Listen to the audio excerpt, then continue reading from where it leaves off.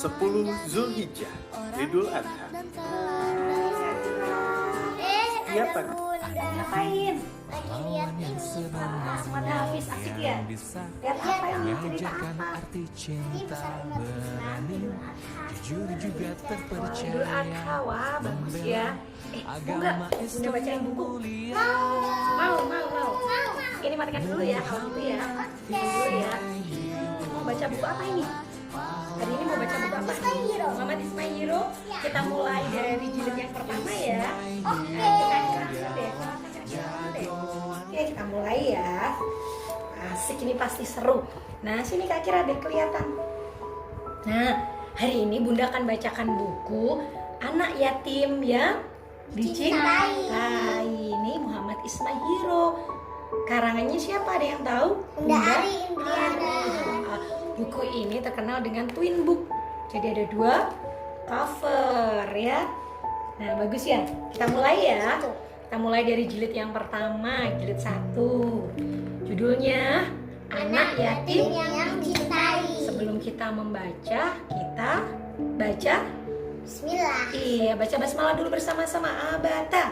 Bismillahirrahmanirrahim. Oke, kita mulai ya. Nah, hari itu suasana kota Mekah tampak sibuk seperti biasa. Mekah adalah sebuah kota di Jazirah Arab. Di mana Mekah itu? Di Arab ya. Allah memuliakannya dengan menempatkan Ka'bah di sana sebagai kiblat kaum muslimin di seluruh dunia. Kalau kita mau sholat, kita menghadap kemana? Kiblat. Menghadap ke kiblat. Kiblatnya orang Islam itu apa namanya?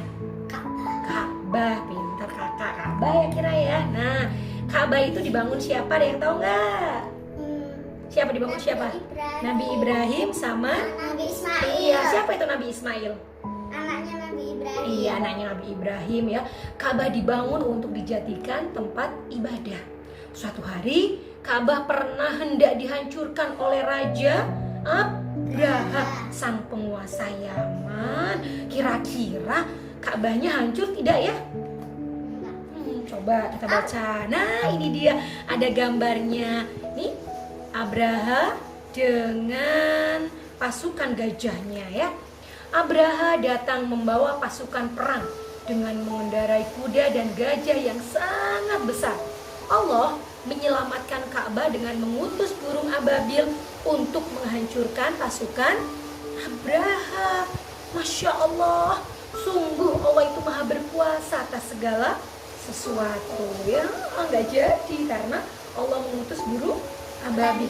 Seluruh masyarakat Mekah dan Jazirah Arab tidak akan pernah melupakan peristiwa itu. Hingga tahun itu terkenal dengan sebutan tahun gajah. Pada tahun itu pula Muhammad kecil dilahirkan di hari Senin tanggal 12 Rabiul Awal.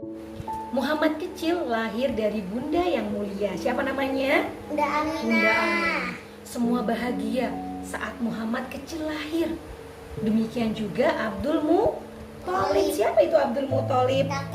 Kakeknya Nabi Muhammad. Terus di manakah ayahnya? Ayahnya Nabi Muhammad di mana? Meninggal. Sudah Meninggal, iya. Ayah Abdullah, putra tersayang kakek Abdul Muthalib, tidak sempat melihat putra tercintanya. Ayah Abdullah wafat saat Muhammad kecil masih 2 bulan di perut ibunda Aminah. Jadi dari kecil Nabi Muhammad tidak pernah bertemu dengan ayahnya. Alhamdulillah ya Kak Ari, Kak Kira masih ada ayah. Jangan lupa doakan ayah semoga selalu sehat ya Kak Kira ya. Nah, kakek Abdul Muthalib adalah orang yang terpandang. Beliau berasal dari Bani Hashim, suku terbaik kaum Quraisy. Kakek Abdul Muthalib memiliki 10 anak laki-laki, di antaranya adalah ayah Abdullah.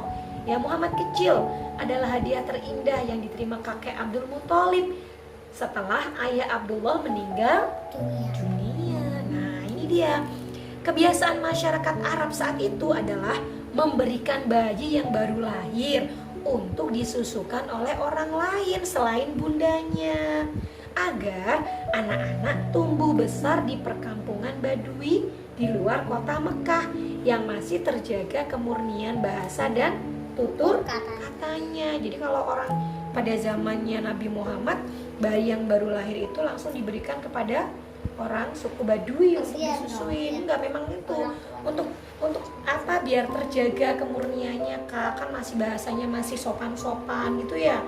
Kemudian udaranya juga masih bagus begitu. Alhamdulillah ya Bunda bisa menyusuin Kak Kira sama Kak Arin sama De Ozan ya. Kalau orang zamannya Nabi Muhammad seperti itu. Nah nih, hari itu rombongan kaum Bani Sa'ad datang ke Mekah untuk mencari bayi yang siap disusui. Mereka mengharapkan bayaran yang layak. Mereka pulang dengan membawa bayi pilihan mereka. Bunda Aminah bersedih. Loh kok bersedih? Kenapa ya? Karena nggak ada yang Karena tidak ada yang mau menyusui, tidak ada yang mau membawa putranya gitu ya. Karena putranya itu adalah anak yatim yang tidak memiliki ayah. Ya kasihan ya.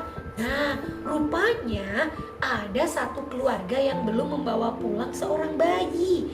Mereka adalah keluarga Bunda Halimah binti Abu Zuhair.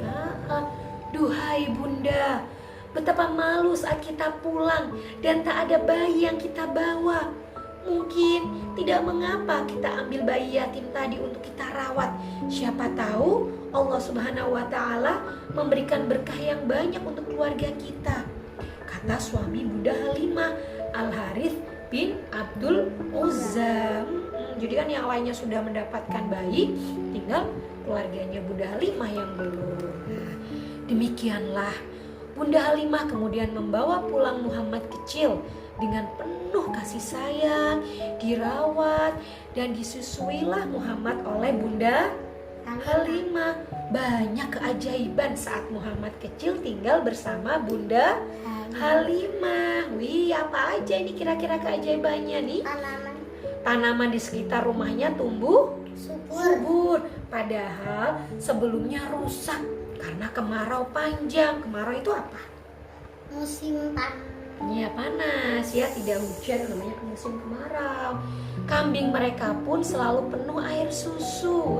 Alhamdulillah ya, seluruh keluarga Bunda Halimah bisa menikmati. Nah ini gambarnya ya, semuanya subur. Nah, Soalnya makan sayur terus jadi makan rumput. Nah, jadinya keluar susu. iya betul sekali. Nah, setelah 2 tahun, Bunda Halimah memohon kepada Bunda Aminah untuk diizinkan terus merawat Muhammad kecil. Kan kalau menyusui 2 tahun ya. Nah ini Bunda Halimah itu memohon supaya terus merawat Nabi Muhammad. Bunda Aminah dan kakek Abdul Muthalib sedih karena harus berpisah lagi dengan Muhammad kecil. Namun mereka mengabulkan keinginan Bunda Halimah. Saat itu kota Mekah sedang dilanda wabah cacar, supaya Muhammad tidak tertular sehingga diizinkan kembali ya. Nah ini kemudian saat Nabi Muhammad berusia 5 tahun, Muhammad kecil dikembalikan kepada Bunda Aminah. Kebahagiaan tinggal dengan bunda yang sangat dicintai ternyata hanya sebentar. Bunda Aminah meninggal saat Muhammad kecil berusia 6 tahun. 6 tahun usianya Sakira ya berarti ya. Ya Allah kasihan ya Nabi Muhammad ya. Iya. Saat itu mereka tengah dalam perjalanan pulang dari berziarah ke makam ayah Abdullah. Berziarah ya. Mereka ditemani oleh kakak Abdul Muthalib dan Ummu Aiman yang sehari-hari membantu keluarga Bunda Aminah. Kemudian setelah meninggalnya Bunda Aminah, Muhammad kecil tinggal bersama kakek Abdul Muthalib. Semua penduduk Mekah tahu betapa kakek Abdul Muthalib ini sangat menyayangi Nabi Muhammad ya. Lagi-lagi Muhammad kecil berduka, sedih lagi Nabi Muhammad. Kenapa? Karena kakek yang melindunginya meninggal dunia saat usianya baru 8 tahun. 2 bulan di kandungan, ayahnya meninggal. 6 tahun, ibunya 8 tahun, kakeknya meninggal. Ya Allah, sedih. Nah, sesuai dengan pesan kakek, Muhammad kecil kemudian tinggal bersama pamannya, yaitu paman Abu Thalib ya. Masya Allah, sungguh luar biasa ya kehidupan Muhammad kecil ya. Ujiannya bertubi-tubi tapi tetap Nabi Muhammad orang yang kuat, yang tegar. Nah, itu tadi ya jilid yang pertama. Nah, ini juga ada ini ya. Yang cover yang baliknya yaitu berbakti kepada orang tua dan mencintai anak yatim. Jadi bagaimana caranya ya? Nah, ini mau dibacain juga? Ya. Atau Kak Arinda yang bacain gantian? Oh. Abid, Kak Hakim dan teman-teman sedang berkunjung ke panti asuhan. Semua yang tinggal di panti asuhan adalah anak-anak yang sudah tidak punya ayah, bunda, atau bahkan tidak punya keduanya. Salah satunya adalah Kak Zaid yang tampak langsung akrab. Ini ada kuisnya ya. Oh, kira udah bisa kalau kuisnya ya. Kemudian ini, Rara ingat bunda. Tadi pagi Rara bentak bunda waktu bunda minta Rara cepat-cepat mandi, kata Rara dengan berkaca-kaca. Iya Rara, semua ayah dan bunda di seluruh dunia sayang anak-anaknya.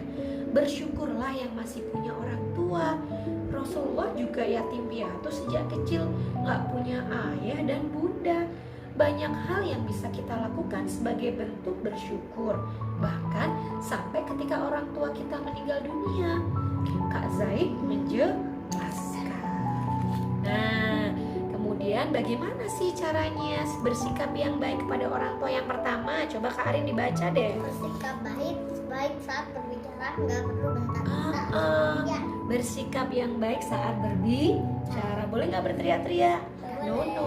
Yang kedua, kira Bantu pekerjaan ayah dan bunda di rumah. Contohnya apa? Bantu pekerjaan ayah dan bunda. jemur, Jemur, yes, sudah pintar ya, cuci piring. Apalagi Kak? jaga adik. Menjaga adik. Kemudian yang ketiga apa Kak? Sering-sering bercerita dengan ayah dan bunda, bercerita apa saja mereka pasti senang. boleh bercerita apapun. Misalnya di sekolah lagi sedih, lagi seneng ya cerita ke bunda, bun, aku tadi lo lagi seneng bun, aku tadi lo di sekolah sedih bun. Nah, cerita gitu ya. Kemudian yang keempat, memberi hadiah. Apakah hadiah itu harus mahal? Enggak. Apakah hadiah itu harus berupa barang? Apa sih hadiah itu? Ucapan bisa yang membuat bahagia ya. Wah, berpelukan gini juga bisa. Kemudian yang kelima apa ini? Selalu berdoa untuk orang tua. Iya, bagaimana doa kepada orang tua? Rabbighfirli waliwalidayya warhamhuma kama rabbayani shaghira. Nah, anak-anaknya Bunda, Kak Arin, Kak Kira, jadi harus berbuat baik dengan orang tua ya. Orang yang lebih tua juga harus pada siapapun harus berbuat baik ya Kak Arin ya. Dijaga lisannya ya. Iya, kan mau jadi hafidh harus dijaga lisannya. Nah, itu tadi cerita dari Bunda tentang Nabi Muhammad. Besok mau diceritain lagi? Oke, besok kita lanjutkan jilid yang kedua ya. Nah, sekarang kira-kira dari cerita yang Bunda tadi bacakan ya, yang bisa diambil Kak Arin apa? Berbakti kepada orang tua. Berbakti kepada orang tua. Kalau Kak Kira apa? Yang Kak Kira ingat?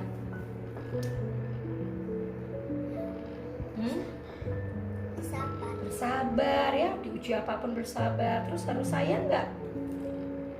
Sayang juga ya sama orang tua. Ada lagi Kak Arin? Mematuhi perintah orang tua. Mematuhi perintah orang tua.